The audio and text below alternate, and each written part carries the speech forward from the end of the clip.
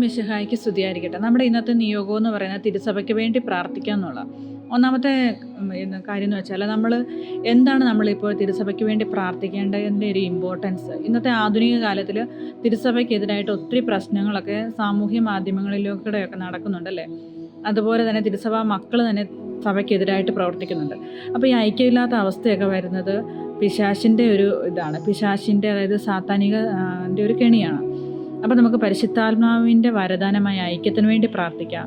പണ്ട് കാലത്ത് അപ്പോസ്തലന്മാർ തിരുസഭ മക്കളെ ഒരുമിച്ച് കൂട്ടി അവരെ ഏക മനസ്സോടെ ഒരുമിച്ച് പ്രാർത്ഥിച്ചപ്പോൾ പരിശുദ്ധാത്മാവിൻ്റെ നിറവ് അവർക്കുണ്ടായി അല്ലേ. അതുപോലെ തന്നെ പുറപ്പാടിൻ്റെ പുസ്തകം 17-ാം അധ്യായം 11-ാം വാക്യത്തിൽ പറയുന്നുണ്ട്, മോശ കൈകൾ ഉയർത്തി പ്രാർത്ഥിച്ചപ്പോഴല്ല ഇസ്രായേൽ ജനം വിജയിച്ചു കൊണ്ടിരുന്നു എന്ന്.